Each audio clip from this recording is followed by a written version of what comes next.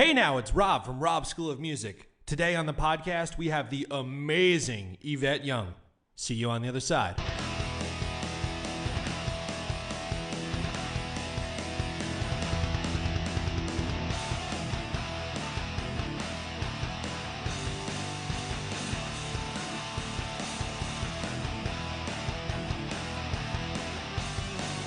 Hey now guys, it's Rob here from Rob's School of Music. I hope everyone is staying safe and doing well out there.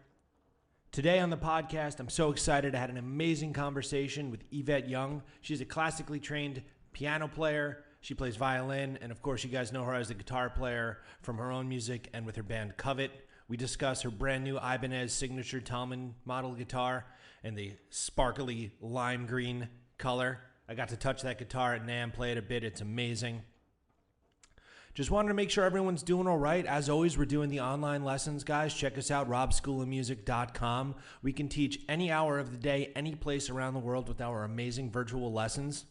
All of our teachers are fully equipped with setups in the remote studios to teach you. We have tons of supplemental handouts and videos to give you guys to bring you to wherever you want to become as a guitar player, bass player, drummer, vocalist, piano player, ukulele, even violin. We've got you covered. So check us out, robschoolofmusic.com. Coming up, we have some amazing people down the road. Next week, we have Tim Stewart, Mark Lettieri, Tim Pierce, Rudy Sarzo, Bruce Kulick. The list keeps growing. I feel so honored and grateful to be able to interview all of these legends and bring this information to you guys. So thank you, as always, for tuning in. Also, don't forget to check us out on YouTube. We're putting up videos every week. Recently, I've been doing a series demoing different presets, one preset per video from the amazing Fractal Audio FM3. This unit has changed my perception of modelers. This thing is the shit. All right, guys? Hope to see you online at the lessons. Hope to see you on Instagram every Wednesday, 6 p.m. You can watch the live video. And here we go, my amazing conversation with the incredible Yvette Young. So, thank you so much for being part of this. It is an honor to be getting to have this conversation with you. Yeah, absolutely. Thank you for having me be a part of this. It's fun. Yeah. Awesome. So I have a bunch of questions that our students have given us that I'll just kind of ask and then answer them however you like. And we can go on tangents and take stuff out of the comments, wherever it goes. Perfect.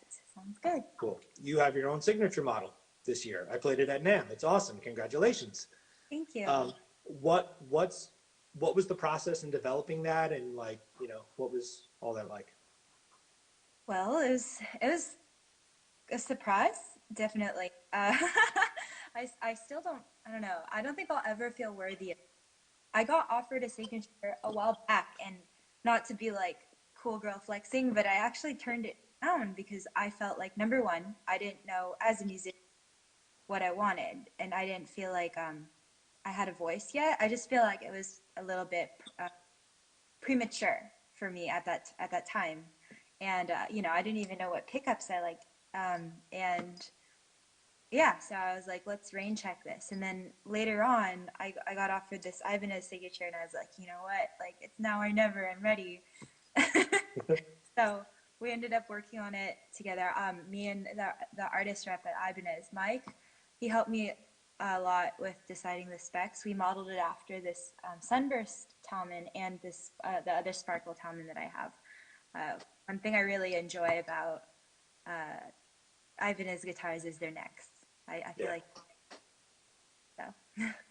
Very cool. I love the color. The slime green sparkle. Thank you. Yeah. Magical. Really bold. The pickups in there, what are they? Is that something you designed, or? I did not design them. They're fake. It just comes with the Seymour Duncan 5.2 Strat set.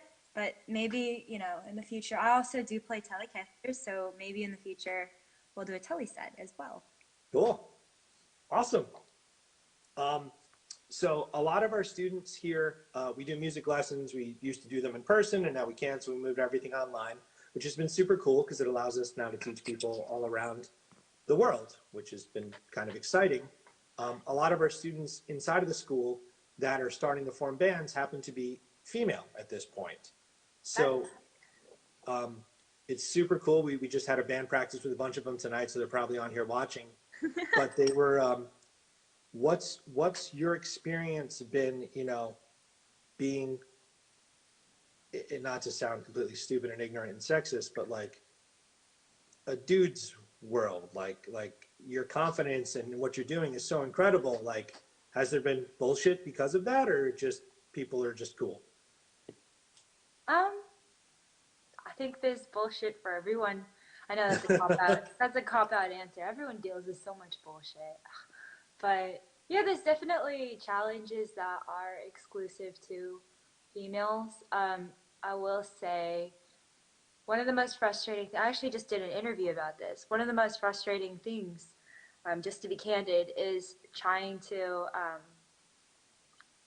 keep trying to figure out people's intentions and keep things professional, because sometimes certain lines get blurred, and it's also really difficult because I feel like, I don't know if guys deal with this as much, but when you're when your life's like a sausage fest, you kind of have to figure out how to sidestep advances gracefully and make it about work without burning that professional bridge, because you don't want to come across as like antagonistic and accusatory. You want to just deal with everything really gracefully, and I think that's been one of the main challenges. In addition to that, people always have presumptions about women and what kind of music they play, and definitely when we roll up to a venue, usually I don't get talked to first. Usually one of my bandmates, like, you know, gets interacted with. Sometimes I get kicked out of my own shows. It's kind of funny. I just think it's funny. One time I got kicked out of my own show because they thought I was buying merch and just like lingering around to talk to the band guys. I was like, I just played. Like, didn't you see me up there? Wow. But yeah, there's a lot of bullshit for everyone. I think it's just a challenging place to navigate. No, it's definitely it's your role model in a lot of ways, because one of our students here, she's a piano player and she does all instrumental stuff. We're trying to get her to sing, and she's getting there, but she's amazing. She just shreds on the piano, and she's in a band with a bunch of dudes, and we've like booked shows for them, and everyone assumes she's just someone's girlfriend. And I'm like, no, no, no, Yeah. she's the one. Like, it's ignorant, but Yeah, yeah. It's to me it's funny. Like, I'm less offended.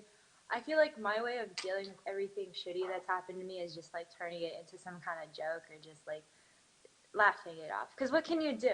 I think instead of like being arguing with someone or making them feel ashamed or embarrassed, like the best thing you can do is to just like go up there on stage and kill it and like show people, you know.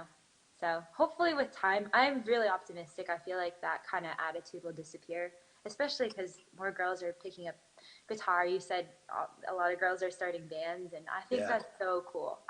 Whatever I can do to support that, whatever I can do to like keep that torch going, I guess I'll do. That's awesome. You're killing it. So whatever you're doing it right. Thanks. Um, what was your first like meaningful record, and then second part, what was your first like meaningful concert? Stuff like that shaped you. You mean Like meaningful something you records listen. I purchased? Yeah. All right. So the first time I discovered rock and roll, I I grew up purely classical. So I would play classical concerts all the time, piano recitals, the bane of my existence, orchestra concerts. So those listening environments in general are oftentimes more tense and sterile. Like, nobody makes a peep, everyone's really quiet. So I come from having to play gigs like that. And I grew up listening to mostly classical music. And then I discovered one time on an airplane, I was just listening to the radio and I discovered The Darkness. And I was like, whoa, this is sick. Like, so cool. It's so catchy. And then, I also went to a lot of shows growing up. Um, I used to sneak out of my house to go to shows in high school, and I always wanted to start a band and do what the people I grew up watching do. So I guess, okay, meaningful record, probably that Darkness. It's not a record, but it was like, honestly, Permission, is that record, is that I believe It's it's Permission called to Land. Permission to Land, is that the Yeah. record? Okay. Yeah. Love is Only a Feeling. Those songs, man, it's like bangers, bangers, bangers, Oh, bangers. it's great. So, Yeah. and they have the most amazing stage presence as well. And then live show, the most impactful. I would say, you know what? Recently, it was very recent. I went to see Olafur Arnalds play at in San Francisco. He's this composer that I really look up to, Icelandic dude. And he does a lot of electronic music production as well. He always partners with Nils Fram, and he has a side project called Kiasmos. And I saw Olafur play, and it was just like I was on the edge of my seat. Sorry, it was like a bug. I was on the edge of my seat and holding my breath because it was just so delicate and emotional. Everyone was really quiet. Like it kind of reminded me of growing up playing those classical concerts. But what he does is he bridges the kind of electronic dance music world with the classical world with the rock world, and he's able to pull off these like really beautiful light shows as well that maintain that like intimate, delicate environment. I don't know. I thought it was something really special. Definitely shed a tear or two. That's awesome. Yeah. Very cool. It's funny the darkness you say. Like I remember so vividly when they were coming out, and it's like at the time it was like the Strokes and the Hives, and that's what rock music was. And then that record came out. I saw them at Irving Plaza, tiny space in New York. And after I left, I'm like, I need a white Les Paul custom because that is rock and roll. Like he just, it was so epic. So cool. I need a leotard that like goes to the you know the nether region. I'm trying to keep it PG. Yeah. I totally stopped manscaping my chest after that too, because he had like the chest hair, and I was like, "That's cool." And quickly I realized maybe that was a little too far, but The fact that he's as old as he is and he's still pulling off those leopard print like monokini leotard things is insane. yes. What a goal! What's the most difficult part of that, like life on the road for you? Like, All right, this one's a novel. Okay, I will say on tour it is fun. There's something really cool about a novel about being in a different city every night. But I will say that, I mean, just to be candid as well, my uh, personal life and my home life has definitely suffered as a result of just being absent all the time. And, you know, you're on the road. It takes a strain on your mental health because you're not sleeping. You're certainly not eating. I'm vegetarian, but everyone in my band likes like Taco Bell and Chick-fil-A and stuff like that. So I'm just like, and I end up eating a lot of like gas station weird like chimera meals where I just put a bunch of random crap I feel your together. pain. I'm vegetarian as well, so or vegan even at home, and it's impossible to be out there. Yeah, it's difficult. So there's that aspect of it where it's like literally it's physically taking a toll. Do you hear that? Yes, that's here.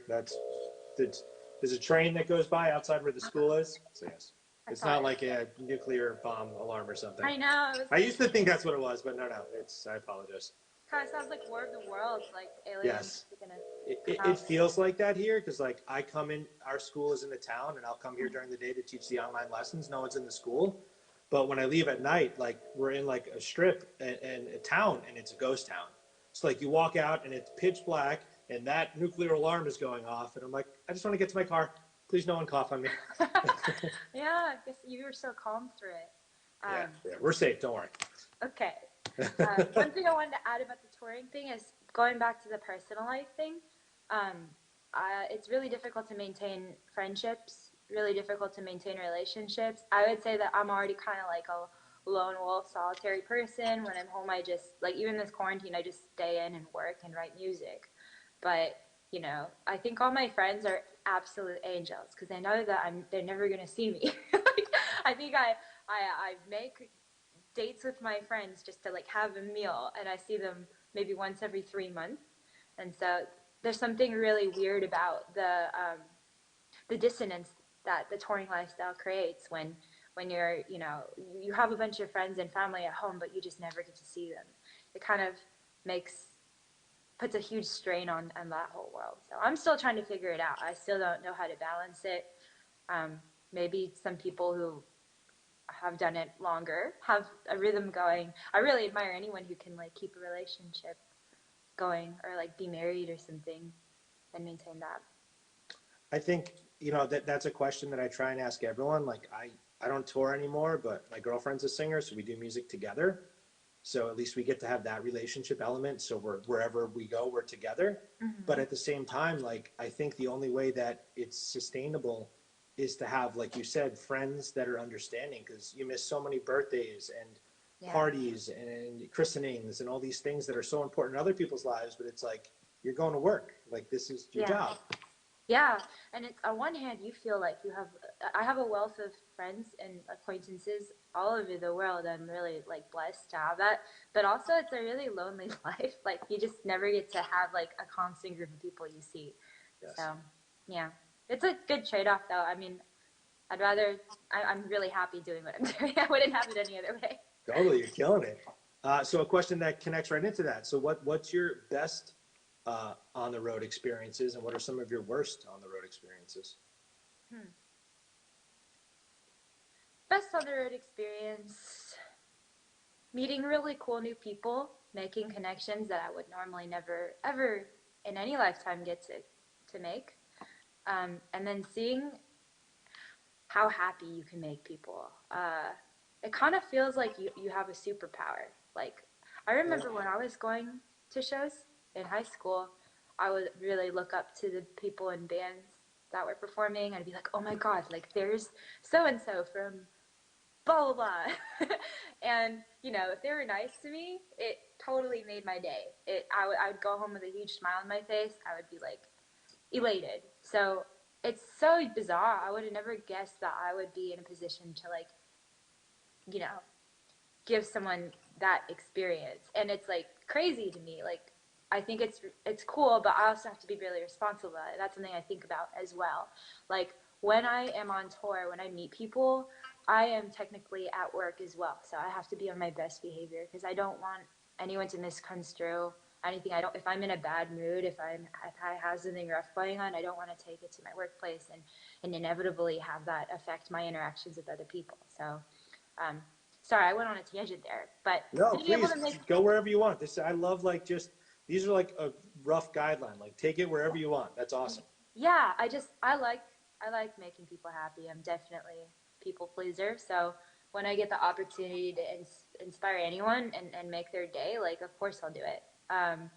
Worst touring experience, I would say, you know, things do get hairy. It's not all I may seem like I'm all Pollyanna about the whole thing, but there are moments on the road where things do get tense. And one big thing about touring in a band is that you have to have great communication skills. Um, Not to say that we're perfect or we figured it out as well, but certainly from day one we've um, traveled very far and made a lot of progress on it. You have to be really good about talking about your needs for space, uh, you know, and you're all stuck. We still do like van tours, sometimes bus tours, very rarely. We're not at that level yet, but we're in a small confined space together all the time on 0 hours of sleep. We're gonna go at each other's throats. We're gonna, you know, have issues, and I think that's when it gets really hairy, and that's when I personally get the most demoralized because I don't like conflict that much. But you know, when we work it out, we end up a lot closer, and that's the goal, I think. That's awesome. Yeah. Um, how do you handle it when something goes wrong with your gear? Like how do you keep your composure? I did a gig in Vermont on New Year's Eve, and my pedals went out, and I had to play a lot of different genres of music. So I was very reliant on this 13 pedal, nearly pornographic pedal board at my feet that stopped working for an entire set. I just had to plug right into the front of the amp. Like, how do you, like effects are part of, fattening up your tone and things. So, like, has that happened, and what do you do when that happens? Yes, absolutely, all the time. That's one of my least favorite things about tour is that I feel like every show feels like Russian roulette. You just never know what you're gonna get. You might have the worst show of your life. You might have the best show of your life. And it's kind of fun too. But I will say my way of dealing with that is to always have a backup plan. Always have a plan B. David, my bass player, his board's huger than mine, and he always has a line selector so he can bypass certain things if he needs to. Me, I've had a show where okay, so story time. I was playing a show in Arizona, and my I know okay, so we were all in the green room and we were joking with each other. Like, I was like, David, I dare you to tell me where to play the perfect set. And he's like, I'll do it. And I was like, no, please don't do it. That's so arrogant. Please don't say that. And he's like, no, you dared me and I'm going to do it. So we go up on stage and he immediately is like, ladies and gentlemen, what you're about to witness is the perfect set. And I was like, oh God. And so he purposely jinxed the first note and played totally played an atonal chord. And I was like, ah. And then I noticed that like I was starting to play on my board, the volume started dying. It wasn't like a hard cut. It was like, like a gradual diminuendo, decrescendo. So I was like, all right, here's a powering issue for sure. Because if it was a cable, I feel like it would be just like a hard cut, something. Right, but it's diminishing. Yeah, or it would just be really gainy and like like unclear, muddy sounding. So I was like, powering issue. So I tried to like swap out a bunch of stuff, but you're kind of playing on the fly and like problem solving at the same time. Multitasking is impossible. So I ended up just unplugging from my board, getting exasperated, and just plugging directly into my amp. And I played the whole set that way. And the only reason I was able to do that was because I practice at home without any of my effects always. I always want to make sure that even if I don't have my effects, what I'm playing is still compelling and what I can still get the clarity and note definition I need to put on a good show. And what's cool about that is everyone was very supportive for the most part. And it's kind of cool, like when everyone sees that you're human and you fuck up, but you're able to recover and still maintain your composure. So sometimes I think that's even a cooler experience than having a perfect set. So maybe David is right. Maybe that was the perfect set. There you go. Wow, look at that. That's Oh, and I forgot to mention, he hit his head on a beam and started bleeding. So oh. It was just, it was something out of like Spinal Tap, I swear. Yeah.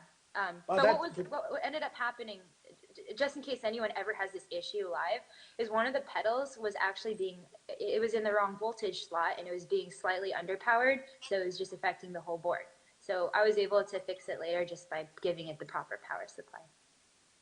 That's awesome. That really does feel like the perfect situation. Sorry. My bad. Technical difficulties, but hey, I recovered. There you go. See?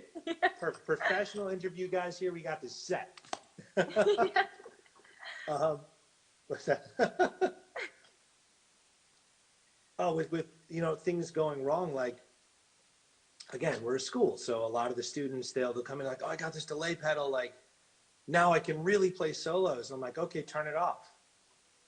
Play it clean without it, because I look at all the effects as ways to color what's already existing. But if it's shit in, shit out, and you really got to have it solid. Yeah. And especially, I mean, your style is so technical and so precise. Like I would imagine that if you were hitting a bad note and then the reverb or delay catch that note, it's just more of not what you want. So, oh yeah, very cool. Reminder of your incompetence when you have a delay, like on maxed out. You just hear your mistake being played to you, where you have like an existential meltdown in words.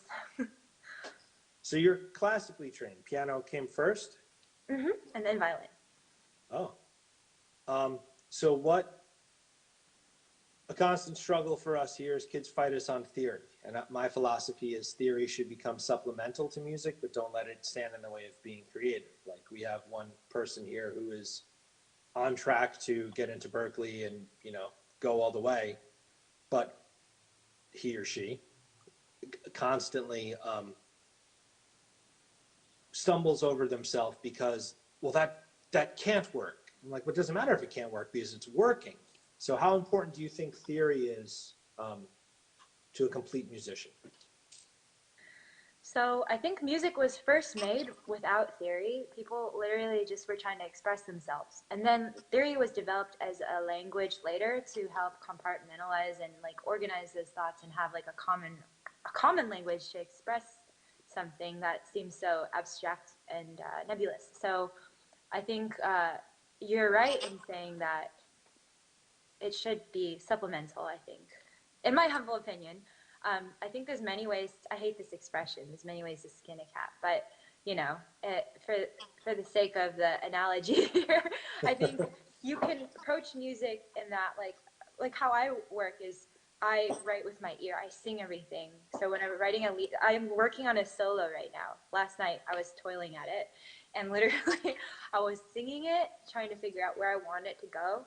I listened to the other person's part like 100 times, and I just internalized that, and then I am able to hear all the harmonies and all the possible melodic directions that I could go. I remember I was cooking dinner and I was like literally just singing into my phone like ideas that I had.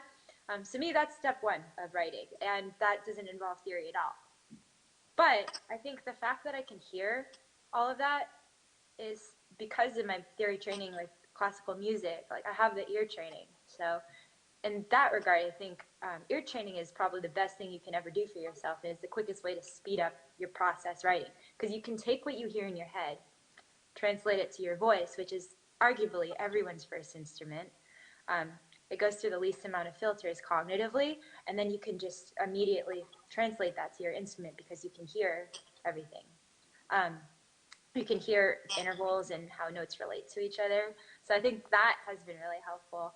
I play a lot of odd meter polyrhythmic stuff, but truth be told is I don't think about it at all. I kind of just write stuff, and I groove to it. And then later when I'm explaining it to my poor drummer who has to figure out what the hell I did, we sit down and we dissect it rhythmically, and we assign the actual time signature to it, and then we also figure out phrasing, and I tell him where I want accents and all of that jazz. Very cool. That's a fantastic answer. That's a question I try and ask everyone, because I think getting the perspective of a professional, it definitely just gives people, and there is no right answer or wrong answer, but that was very brilliantly said. So thanks. Yeah, killer. I will say that theory is so important for being able to communicate with other people. I think I've had to like learn how to like that's a time signature thing. Like I can't just be like, okay, it goes like boo ba ba da ba ba da ba. Like I gotta be like, this is um this part's in 5, and then it goes into a part in 7, and then there's a triplet, and then it goes so that it just helps me translate my ideas to others. But when I'm working with myself, I'm not in theory world at all. How did you develop like playing things in the odd meters and stuff? Is like, where is that coming from? What were your influences with that? I think it's just like a lot of the music I listen to. I grew up listening to, classical music. There's some composers that definitely do compound meter things, especially in the more contemporary era. Um, but I remember listening to bands like Terremelos, Nuido. That's a super obscure band from Japan. A lot of like TTNG and a lot of like just math rock bands, Midwest emo, Twinkle, math rock, that kind of scene. And a lot of those bands do employ stuff that's like kind of more jagged instead of like 4/4 flowy. And I always loved that. To me, it was like so surprising. I would listen to it and I could still do like, okay, so I love the catchiness of stuff that's like poppy and in 4, but I also love being surprised by odd meter things. So in my band, I think I like to try to unify those two worlds in that like it is odd meter, but it's like I'm secretly doing it. Nobody can tell. You can still you're dancing to it, but you're dancing in 5 and you don't know. So honestly, I think that is like one of the teachers here. His name is Seth Mutali. Works with this guy John Ferrara, and they do a drum and bass duo. And none of it, like 4/4 is like a bad word to these guys, but the music is catchy and it's danceable, and I think it takes the most. It's like a sorcerer, like a wizard of some kind, to take super complex music where it's odd times and weird things are coming left and right, and then it changes, and then but the listener is just like, okay, I dig it. Like just the layman is like, this is good music. They don't even know what's happening. That's really cool to be able to do. I love that. I cannot do that at all. I can barely do 4/4. My metaphor for it is it's like sneaking vegetables into a kid's meal. Like most people are used to like, okay, not to say one is better than the other, but a lot of mainstream music, it's awesome, like it's catchy, but people aren't used to listening to something that's more angular or like more polyrhythmic or odd meter. And one of the cool things one of the things I actually think about a lot in what I do is how can we make, how can we expose more people to something that's like less, 145 progression, like Right. radio pop stuff, because a lot of people don't even know where to find other music. Like they just kind of listen to like what's on the radio, what they hear in games and movies. You're constantly being bombarded with media, so you don't have any reason to seek elsewhere. And I think I acquired my tastes through not being passive about it, by being active and going on blogs and like searching for different bands and going to a lot of concerts, going to a lot of shows. And what I think is really promising is that like you do see pop artists and rap artists and mainstream acts now taking more sonic risks and like putting in weird things and sneaking that in. I think the more adventurous you can get and the more of an audience you can like not trick into manipulate into like listening to like musician shit, I think Yeah. the more people's tastes will grow and the more they'll get to expand their palette for that kind of stuff. Like bands like Mew, they sneak in so many weird time signatures and weird song structures. Even a band like Led Zeppelin back in the day, they were taking like huge risks sonically. Like I had to learn a Zeppelin song and the song structure was so unconventional but so cool, you would have never guessed it if you just listened passively. Right. um, Alex G does some really interesting stuff. The Japanese house, like the coolest. It's so catchy, it's so feel good, but there's like some really weird chord progressions going on and I love it. I think that there's this musical renaissance going on. Not to sound like an old man, but everyone has access to everything, and all these little subgenres that would have had this much, following now can be reached by so many different people. And like you said, if someone wants to fall down the rabbit hole with blogs or playlists or whatever, or just simply asking someone, on social media, hey, I love your music. What are you into? Boom. It gives you the opportunity. And then those people in turn are creating new music where they're dropping in, you know, chords, voicings that you wouldn't have heard in a rock song Yeah. or anything, or a dance song or a pop song. It's really cool. Yeah. Um, I have a lot of friends who write for major labels and stuff, and they always get the feedback like this isn't, radio friendly, or this is too weird. This is too emotional. I even just did some commercial stuff, and I was told that it was like too emotional. I had to like fix a bunch of it. But I think the more we're able to like kind of change that and get people listening to stuff that's emotional, that's weird, um, the more the ceiling is raised for artists. Totally. You know. Yeah. Well, thank you for being part of the charge of people making that happen. It's Aw, very cool. of course. I try. Yeah, you're killing it. Okay, off of music for a second. Books. What are some books that have influenced you or shaped you, or fiction, nonfiction, music books, how, just wherever you want to take that question? Books. Admittedly, I am not the most avid reader. I feel like so I burnt myself out plenty in college. I studied art at UCLA. I double majored art and education. So I thought I was going to be a teacher. I was a teacher for a while, actually. I was an art Oh, teacher. wow. Yeah. So I know your life. Yeah. I really do enjoy teaching. I had to quit because I started touring too much and I kept having to hire substitutes. So it just got too complicated. Um, and yeah, I guess I read a lot of I read a lot of like modernist books. I find those like just people's take on art and what art should be, uh, what art is, and how it is impacted socio politically. I find that to be really fascinating. I think art is a response to like whatever the climate is, right? So I think I liked a lot of my modernism textbooks because of that. That also being said, I read some philosophy stuff too from Immanuel Kant, and it really got me thinking. Yeah, but I don't think it really relates to music. It's just like stuff on the side that I'm interested in. No, but that's okay. I mean, I think like when you're creating something musical, everything that's influencing you as a person is somehow finding its way in there, or if Yeah. it's just something that makes someone happy, then the mood that's created by whatever that is going to funnel into everything they do. So it connects in a weird way, I guess. Yeah. Very cool. Yeah. It's I think everything is tied together. Yeah. Video games? Video Playing games. video games? I'm gonna date myself right now, but I grew up playing Roller Coaster Tycoon. Okay. I don't know if you guys know that game, but it was a fun game on the computer. You build your own theme park and you get to customize, Yes. the rides, and it was really fun. I like I really like fighting games because, okay, I call them like the hookup of video game world because you don't need to become emotionally invested in any of the characters. You just go and just I like beat it. the crap out of each other, and then that's it. And I love that. Like, there's something kind of fun about doing doing that. So I really like Soul Calibur. I think that's my favorite. My player is always Yoshimitsu, that skeleton dude, because he has the sword pogo move, which is super cheap.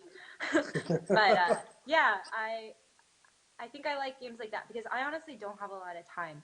Um, I was just thinking last night that I was learning my solo that I wrote, the one where I was singing when I was cooking, and I remember thinking this is totally like a video game because I have to. I'm not gonna let myself play the next part until I can play this first part like 50 times through without messing up, and until I can get it clean, and I have to slow it down first. So it kind of felt like clearing levels. So Yeah. maybe my favorite video game is actually playing guitar. Yeah, I absolutely love that you just said that because an analogy we use with a lot of the students here is like, as you're gaining new skills, it's like unlocking achievements in a Yes, game. yes. Because a lot of the kids they'll come in, they want us to teach them songs from video games. So I was like, well, what's a cool way to like cross those two things together and make the learning the song like a game in itself? So awesome. Yeah. Yeah. It does feel like unlocking a new skill. And I think that mindset actually helps me stay less nervous about things because there's no way to really quit I mean, if you die, you quit the game. I guess the only way to quit the game and lose the game is if you die, so don't die. Uh, but like you can always, it does feel like, if you play a bad gig, you get another chance the next night. Right. It's a new boss that you get to defeat. Um, so yeah, and every new skill, I'm constantly like learning new things. Like I just learned how to comp myself and program a drum beat in Ableton. It's like I've been doing this for so long. There's so much to learn, and I'm never Yes. gonna learn it all. But that's sick. Yeah, that's awesome. I just literally, I was a Pro Tools guy forever. Then I got really into Logic, and I have all this time, so I just ordered Ableton to try and understand it. But the way it's not linear doesn't make sense to me. But I'm excited to try and learn because we have time to learn now. Yeah, sometimes I feel like necessity forces you to learn. Like most of the things that I've picked up recently is because I had to. Because it's like if you don't do this, then you can't go to the next step. So you Right. have to learn how to do this. You have to be uncomfortable. Um, okay, gonna get back to musical gear. Going a little nerdier now. I apologize in advance. Um, I have a list in front of me. That's what I'm reading from. No worries. um, your tapping style, like what made that your thing as opposed to more conventional guitar strummy stuff? Like, did that just come to you? Did that feel natural? I think it's just a product of how I play piano. Like for me, picks always kind of felt like an artificial extension of my body. Didn't really quite click. But hey, talk about learning new skills. I recently tremolo picked on the new record in the Nice. studio because it needed it. I was like, this needs like an epic explosions in the sky build up, and I'm gonna just like tremolo pick, even though I don't know how to do it. So I learned. And sometimes I need the pick for attack, like certain sections I want to sound a little more pokey. You can also compensate with a compressor, but for the sake of the studio, I was like, I'll just use a pick for that part.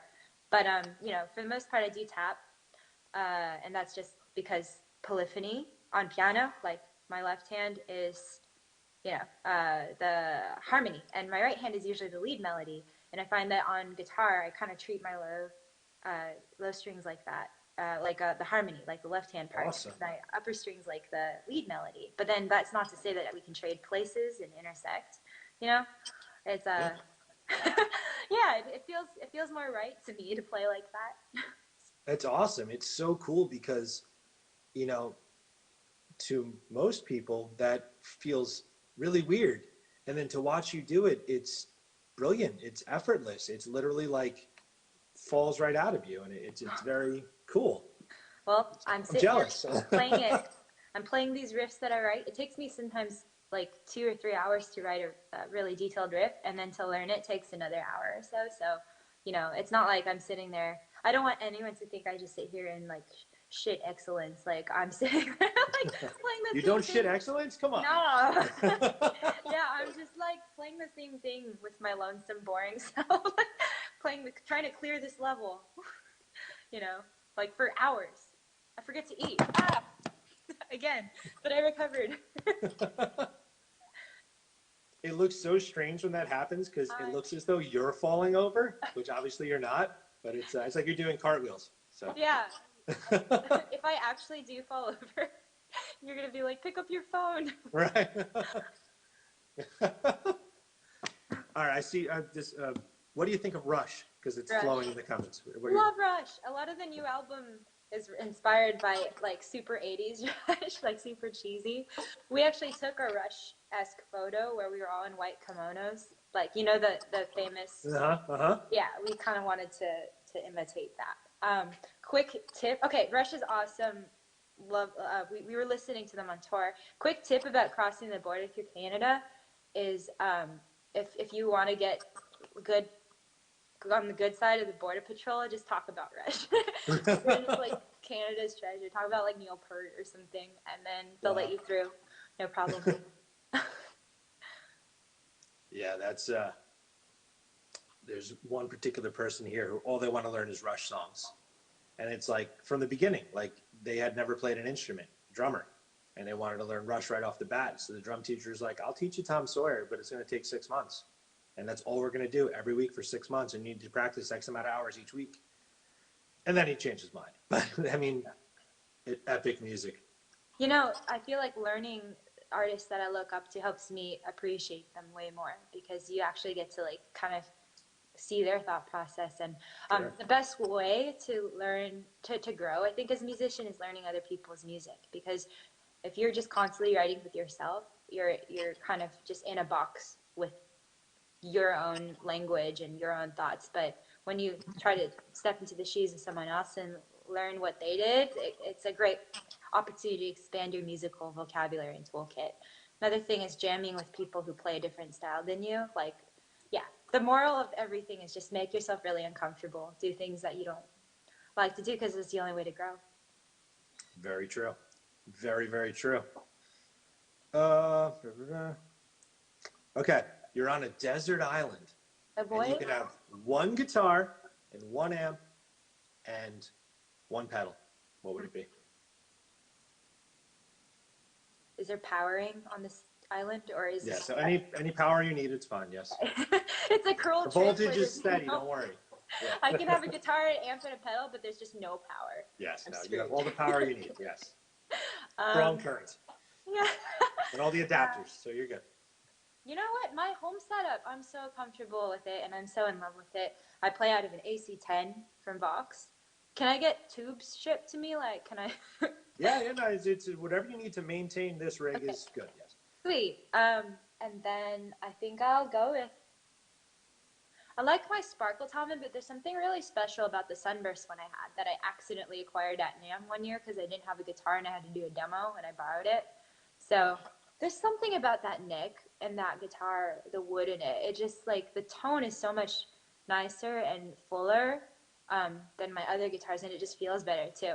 I don't know how to explain it. Sometimes you can have literally like 4 of the same guitar, but then one of them just is Totally. just interacts with you a little bit better. You like have that connection. I think non-guitarists can understand that. I think you have to know how it feels in your hands and how it reacts, and it bonds with you in a weird way. Yeah, I think it's because it's made from organic material, and it's not like a machine made it. It's always the same. Like wood is so variable. Like wood is so different every single time, and it responds to the environment. It actually accumulates history. So I think it has something to do with that. I'm not a pro though. So. I think you know what you're saying, just a little. No, but it's funny with the wood. So I play PRS guitars, and they've been very good to me for years. And I'm the type of person where like I love the McCarty model. It's the red one above my head somewhere. And I was like, well, I love it. I need to have more of the same thing because in case something happens to this one, And I've gone through 3 or 4 of them, but none of them feel like that first one. And everything is the same Yeah. pickup, same like year that they, and it's something. I hear you totally. Yeah, and in some regard, I'm really scared of losing any of my guitars because I've like clocked in time with them, and I feel like, maybe I'll get another one, but it just won't be the same. And then a pedal. What pedal? A pedal on your desert island. I'm sorry. I was just talking today to someone about the most important pedal any guitarist can have. I actually think it's a really boring answer, but it's an EQ pedal because I feel like you can sculpt your tone certain ways, and if you don't like your amp or something's up, you can use the EQ pedal to like compensate for certain areas. I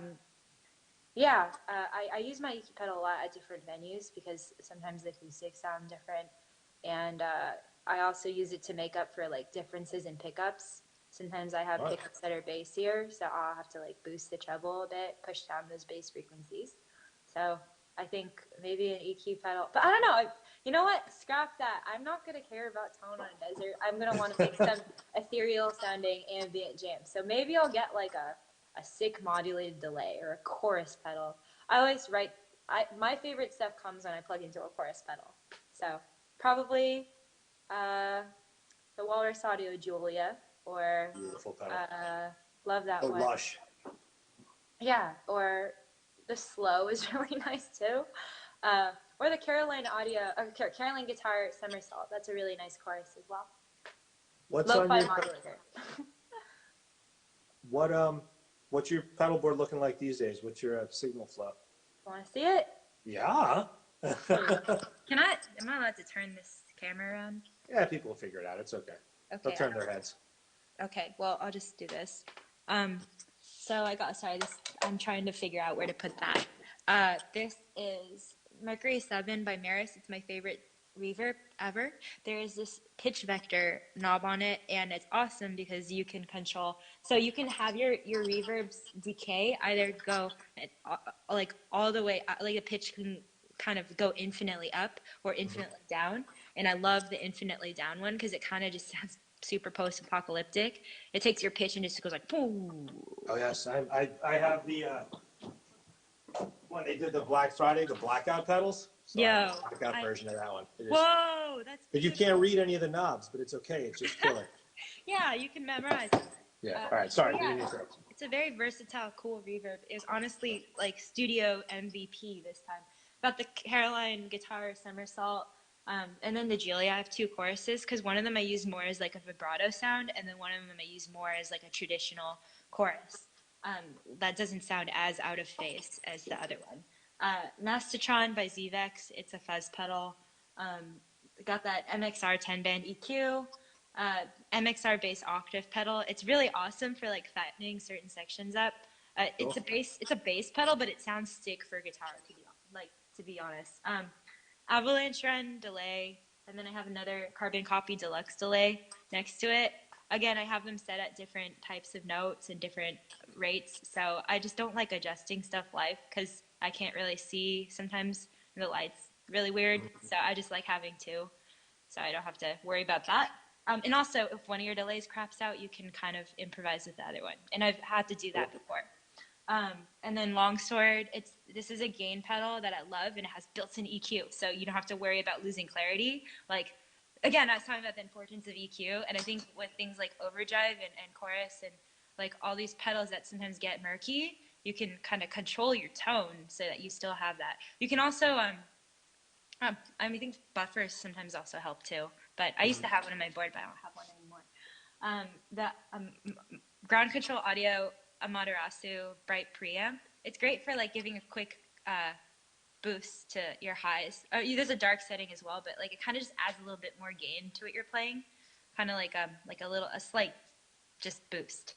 And then the compressor, the Warden from Earthquaker, is my favorite compressor ever. It's so sick. Like just even that sustain knob, it's so cool for what it does to your clean tone. You can make things like a little more driven. Some of my more overdriven tones on the record, I didn't even use a gain pedal or overdrive or distortion. It's just cranking that compressor.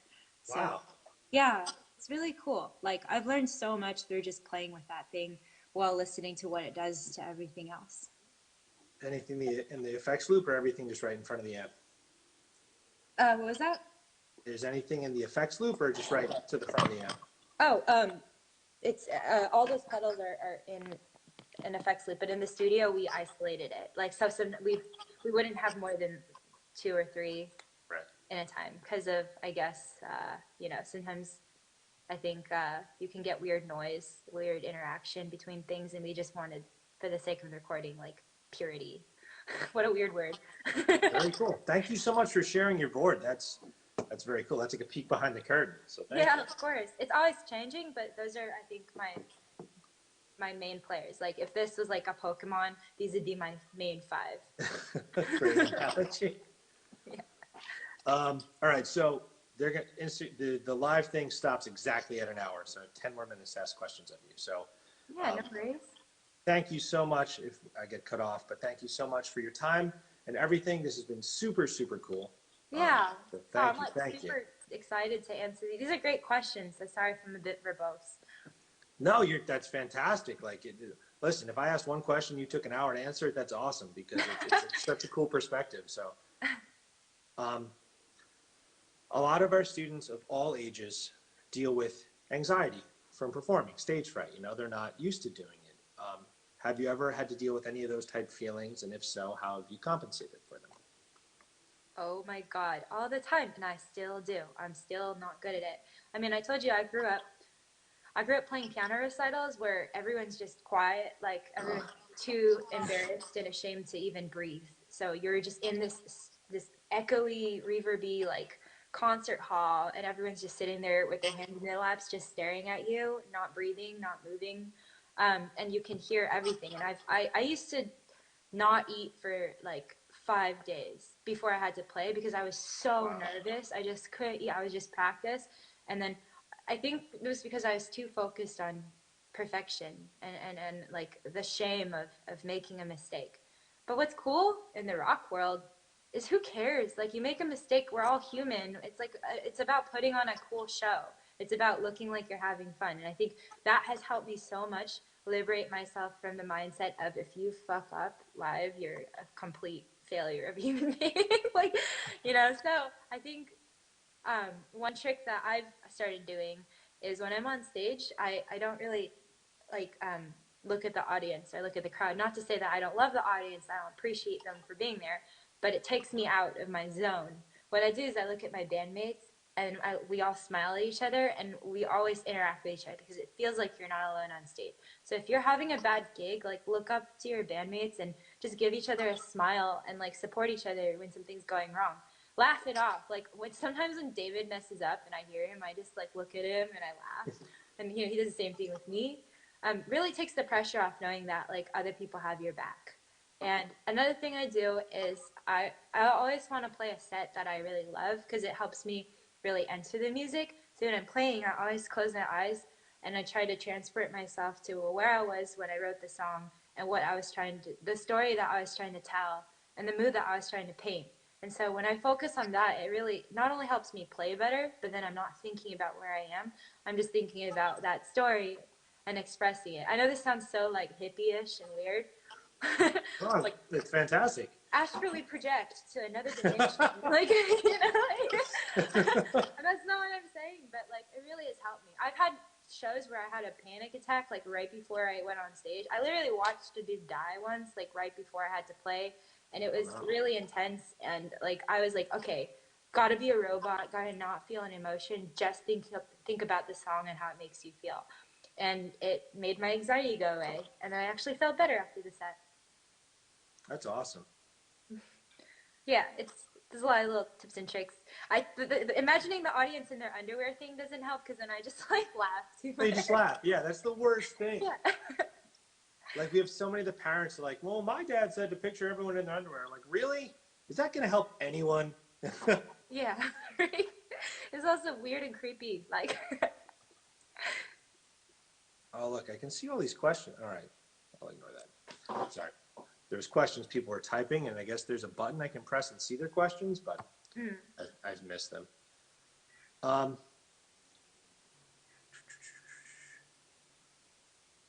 trying to see what this last one was. I saw something that was, No worries. no, that's nothing. So I guess this is a redundant question, but your favorite piece of gear? My favorite piece of gear. Like if you had one thing forever and ever, I'd imagine it's the sunburst one you mentioned. Yeah, I like that sunburst one a lot. But honestly, I'm on the search for, okay, oh my gosh, a piano. Duh. I love piano. It's actually my favorite instrument. And I know that Oh, wow. seems like a completely bastard thing for me to say when I'm talking about guitars and being in a band, but something about just writing on piano, it's linear. It's the perfect instrument for composition and approaching songwriting polyphonically, because you have all the notes spelled out in order for you. You don't have to worry about different positions that you can play a chord.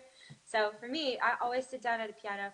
I try to make it a rule once a week. I sit down and I just improvise for 30 minutes and I record it. And if there's anything that jumps out in that recording, I try to extrapolate it and like refine it a bit later. But That's awesome. yeah, I love piano, man, and it's so beautiful. Like it's very expressive. I wish I had a keyboard that I could plug into like pedals and stuff too. But Ooh, that would be crazy. yeah, so my answer is piano. Okay. So the last question I'll get in, because I got 4 minutes, ties into something you just said. So you say you do piano 30 minutes a week. What is your practice routine? Are you super disciplined? Like whenever you pick up the guitar, do you have a plan or you just play? That's my big confession, is that I actually don't practice enough. I practice while I write. So what I do is when I write a song, like I said, I sing it first and then I teach myself it. And then I actually sit there and practice what I've written in my head until I can play it very fluently. And I do that for like 5 hours. Sometimes it's my whole day. My whole day is learning this riff. And that way I feel like I'm writing and I'm practicing at the same time. I never write anything I can already play. That's another weird thing about me, is like, it's not like I immediately know what I'm doing. I have to like do these weird jumps because I'm writing not out of convenience, but out of what I hear. So that's another thing. For anyone who's in a rut, like changing up your tuning, this is just something I'm really passionate about, but changing up your tuning can kind of pull your, comfort out from under your feet, and then you end up having to use your ear to dictate your melodies instead of the shapes that you're so familiar and comfortable with playing. So I do that a lot, and that's how I end up practicing. I have to practice all these jumps and intervals that I'm not used to having to fret. That's great though. That forces yourself to be constantly challenged in wacky ways. Yeah, it's like just finding ways to like shake things up a bit for yourself to keep things from going stale. Awesome. Well, I'll say goodbye before I get shut down. Thank you, Yvette, so much. This has been super inspiring. I saw a bunch of students on here, and then I'll share the audio with the rest of our students. Anyone watching, we do guitar lessons online. We have a bunch of great teachers, so if you're interested in that, please check us out, Rob School of Music. And of course, follow Yvette and check out all her music, and she rocks. And thank you so much. Yeah, thanks for having me. Great questions, everyone. Really enjoyed this. Awesome. Well, great answers. Yeah, absolutely. All right. Stay super safe. Wash your hands, okay? Keep smiling. Yeah, everyone stay healthy and have fun. Try not to get too bummed out. Awesome. All right. Thank you so much. Have a great night. Take care. Bye. Bye.